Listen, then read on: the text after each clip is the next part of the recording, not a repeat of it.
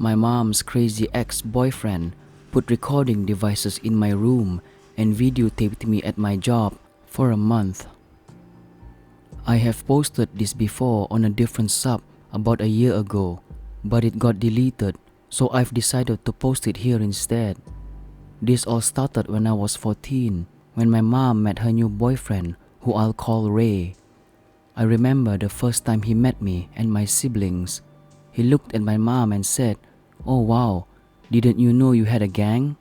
Which, looking back on, was a very weird thing for him to say, since he had been on a few dates with my mom before and she had told him exactly how many kids she had. Ray seemed like a normal guy at first. He was in his 40s and had 2 older sons from his last marriage, who would sometimes come over for dinner. But things went wrong after he moved in. He would yell a lot and have loud arguments with my mom and throw things at her, but he would always sweet-talk his way around her afterwards, and this is probably why she didn't dump him sooner. My mom was crazy young when she had us, and she has always been a bit immature for her age, so I think it made it easier for him. But Ray found it really difficult to get along with my siblings and me. He would complain about every little thing we did wrong and quickly became very controlling and strict. But whenever we complained about how he was acting to our mom, he would accuse us of trying to ruin their relationship. This worked pretty much every time, since it would cause her to get angry and yell at us instead of him. As we got older, he stopped us from seeing friends he didn't like and wouldn't allow any friends to come over unless they had his approval first. I realized he was crazy when he picked me up from school one day, which he never did, and while driving home, he accused my sister and I of trash-talking him behind his back and claimed that he had proof. When we got home, he showed me a tape recorder and played back a recording of my sister and I complaining about him in our bedroom at night. I asked him why did he put recorders in our bedroom for, and we had a big argument. I immediately called my mom and told her, but later found out from her that she never actually said anything about it to him, which still gets me. I made him remove all the tape recorders from our bedroom, but I'm convinced that he kept on hiding them, since he would sometimes bring up conversations that my sister and I had while he wasn't around.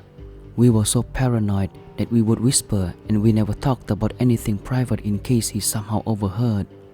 We were so terrified that he also hid cameras as well as tape recorders, and we would dress and undress super quickly, so if there were any cameras, he wouldn't be able to see anything.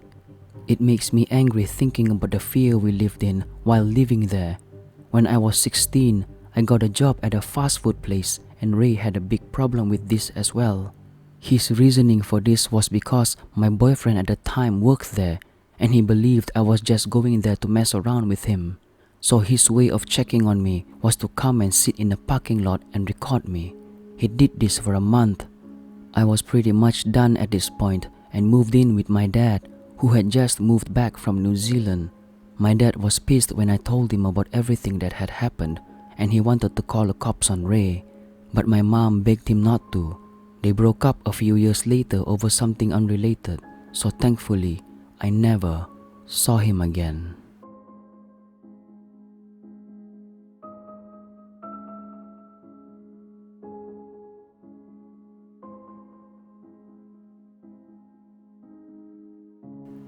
Open the door. Please, come out. This story happened a few years ago. I was in my early 20s and was studying in Paris, France. I was going home from uni. I usually took a short bus ride and walked the rest of the way. That day, I felt slightly uncomfortable. I could sense some guy looking intensely at me. I was used to unpleasant, unsolicited gazes, but this time, his gaze felt beastly. It's hard to explain why, but I felt like a prey being stalked. I decided to get off the bus a few stops early. I wanted to avoid him and didn't want him to see where I usually got off. Like I learned in the movies, I waited until someone else pressed the stop button and waited until the last moment to stand up and leave. I didn't notice him getting off the bus. Just as I was feeling the relief of having escaped an uncomfortable situation, I looked over my shoulder, and there he was, a few meters behind. I had the distressing feeling his eye had just looked away the moment I turned. I walked into a shop, took my phone, and pretended to be taking a call. When I couldn't see him anymore, I exited and made my way home as fast as I could. I kept looking back in the busy street. I zigzagged, crossed the street at every crossing. Finally, I believed that him getting off at the same stop as me was just a coincidence. When I reached my building, I looked back one last time, and there he was. His alarming gaze on me, smirking. I ran up to my apartment, climbing the stairs 4 at a time. I reached the top floor, squeezed through my door, locked it, and froze. My intercom was ringing. Don't ask me why I picked it up. I regretted it the moment I did. I could hear the opposite flat intercom ringing as well. He had pressed all the buttons one by one, hoping someone would open. But now, he knew my name. Gabrielle? Oh shit. I felt like a deer in the headlights, frozen. Open the door, please, said a pleading voice. I just want to talk to you. Somehow I couldn't move or speak. Come to the window, he added. Look at me. You'll see, I am not a bad guy. Something clicked. He wanted to locate my apartment in the building. I was not going to make that mistake. I hung up in shock. I waited by the door without moving for what seemed like hours. When I finally managed to calm myself, I called my long-distance boyfriend. Call the police, he said immediately. Why didn't I call the police? I don't know. Today, it would be the first thing I would do. The fear of making a big deal out of something not important perhaps. What an idiot I was. I called my best friend instead. I didn't want to feel alone. I told her all about it, and after a while I felt better, safe. We started laughing. Suddenly the intercom rang again. 2 hours had passed since I'd come home. I answered. Gabrielle, said the voice. Open, please. I still remember the chills I felt. He was still there. He was there all this time. I was silent, petrified. He was silent, but I could sense his trepidation. Gabrielle, let me in. I am so thirsty, he said. Just give me a glass of water. This broke the tension. I hung up, curled up in a corner, literally in recovery position, terrified. I waited. I was scared to make a sound. I knew he couldn't hear me from the hall, but I was scared to even breathe. The intercom rang again and again. I didn't answer this time. I crouched to the sofa and fell asleep in exhaustion. I heard the intercom ring one more time in the middle of the night. I woke up in the morning, afraid to leave my apartment. I called my dad, who came to pick me up. There was no one in the hall, but there was a note in my mailbox. Gabrielle, I am a nice guy. You should have opened to me. We immediately went to the nearest police station. The police listened and of course told me that I should not hesitate to call them. My dad called the locksmith to install digicode on the building door the same day and wrote a message to each of my neighbors asking to not open the door to anyone they didn't expect. He sat in the cafe in front of my building with 2 friends every evening for more than a week. I never saw the stalker again. After this episode, I used a different route to and from uni every day. I kept my phone tightly in my hand and looked back every few meters.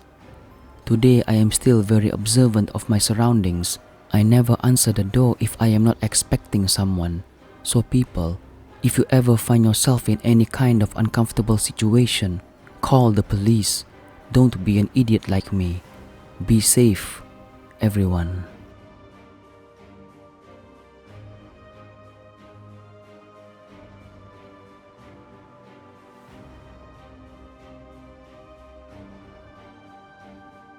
My coffee shop, stalker. A little bit of background. I, 23, female, was 20 at the time. I moved in with my uncle in San Antonio, Texas, with the agreement that I didn't have to pay rent as long as I helped him out with chores and my cousins. I got a job at a super known coffee chain downtown, close to the touristy part of the area. We had a lot of regulars and a lot of homeless coming in and out. I felt relatively safe though, because I got to know the people there, and it was almost always a lot of foot traffic. I used to even take walks after work in the area, especially since I was super close to the riverwalk. Skip to a couple months into the job, and I was friends with everyone I worked with. We were all super close. On this particular day, it was one of my coworkers' last day. There was about 3 guys who had been in there almost all morning. They hadn't bought anything, and we were just hanging out, which was not unusual for my location. On my break, I decided to walk down to a nearby drugstore so I can get a farewell card and maybe a small gift for said coworker. I walked out and put my earphones in, and before I could press play, I hear the door open behind me and footsteps following behind. Whoever it was caught up to me and started walking beside me, matching my pace exactly. I turned to look, and it was one of the guys that had been there all morning. He was a bit taller than me and reminded me a lot of Lakeith Stanfield. He tried to ask for my number, and I kindly told him no. He persisted, and I, with a short temper, told him to fuck off. He stopped and stared at me in surprise, as I don't look like someone who speaks up or would be rude. He stood there as I walked away, and by the time I went back, they were gone. I proceeded to tell my coworkers about the encounter, and we laughed it off. I thought that would be the end of it. I was wrong. Every shift after that, he would already be there, just hanging out, or would walk in mid-shift, sometimes with somebody else, and sometimes by himself. I assumed he was just another homeless person, because how else was he always able to be around? My shifts were sporadic. Some days I opened, some days I closed, some days I worked mid, but it didn't matter. He was always there. At that point, I started feeling paranoid.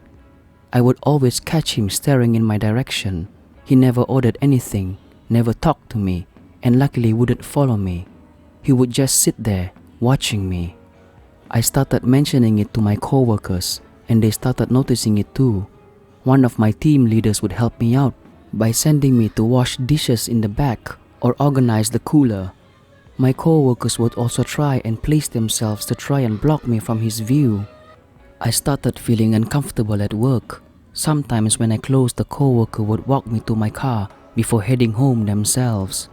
Or if I didn't close, they would walk me to my car and turn around and head back to work. Then, one day of him just staring, I was working the register that day. He walked up and ordered a water. I asked for his name for his order. I now had his first name just in case. He took his water and sat down. I had mentioned him before to my manager, but because he hadn't really done anything, we couldn't do anything besides note it in the manager's book. The next day, I worked with my manager. It was him, 2 other co-workers, and me. I told them I had to go to the bathroom real quick. There were 2 bathrooms right next to each other, but sort of hidden from the coffee bar and register, and they were not gender specific. I walked around the bar to the lobby area. I had to pass his table and walk down the lobby to get to the bathrooms. I noticed him get up before going inside the bathroom. I sat down to do my business when someone rattled the knob. I shouted out that it was occupied, but whoever it was kept rattling the door until I finished. When I opened the door, no one was there, and walking back, I noticed him adjusting back into his chair. I was super freaked out and told my boss. He couldn't say anything because he had no proof that it was him. Later that shift, he got up and picked up a coffee from the pickup area. My boss assumed he had ordered it and let him take it. I told him it wasn't, and that it wasn't even under his name. My boss used this as an opportunity to tell him that if he does something like this again, he can't come back. The man apologized and actually stuck to the rules every day after that. He went back to just watching me. Cut to Valentine's Day, one of my team leaders and I would be scheduled to work certain Thursdays after closing hours to deep clean the store. We would stay until 1 a.m. This was one of those Thursdays. We were almost done, and I had to clean the bathrooms as one of the last chores. I finished, and as I walked out of the bathroom, I see him peeking in with both his hands pressed to the window. eyes wide, just staring at me with his super intense look. I froze for a second, just staring back. I noticed on one of his palms that is pressed to the window, a purple foam heart. He doesn't move at all. I freak out and went back into the bathroom. I shout, "Hannah! Hannah! He's here! He's back!" She barely hears me through the music we were blasting. Hannah was the team lead who would help hide me from him, so she knew the huge fear I had towards him. She walks towards the bathroom shouting back, "What are you saying? What's going on?" As soon as she gets close, she sees him. I told her again, "He's here. He's watching me." She started shouting through the window, "You need to leave. If you don't leave, we're calling the police." I stepped out a little to see if he'll leave, and he's ignoring her, and his eyes were fixated in my direction. I step back into the bathroom, and my lead continues to shout at him to leave and threatens him with the police. About 5 minutes pass, and he realizes that I'm not stepping out until he leaves, so he does. The next day, me and my lead told the manager that I wanted to file a police report, but he tells me to wait until he talks to his boss. He shows up again that day, but I was only there to talk to my manager and leave right after. When I got home, a friend convinced me to call the cops, so I texted my boss that I don't care what he or his boss says. I am scared, and I'm gonna file that report. I dial 911 and tell them a summarized version. They tell me they're going to send someone to where I live to take the official report. The 2 officers were so nice and supportive. I told them my whole story and how my boss didn't feel the need to get cops involved since I wasn't harmed. The officers told me that I should have called right away and defend me by saying that they can get him for harassment. I thank them, and they tell me that if he shows up, to dial 911 so they can take him in for trespassing and harassment. I think that day my manager banned him and warned him because he never showed up to the coffee shop again. A few months later, when I was comfortable again with downtown, I went out with some friends to walk around. We were close to where I worked, and as we round the corner, I see him, and so I ducked into a little corner store and my friends follow. I told them I saw him and they kept an eye out. Once he was out of view, we left the store, and that was the last time I saw him. So creepy coffee shop stalker, let's not meet again.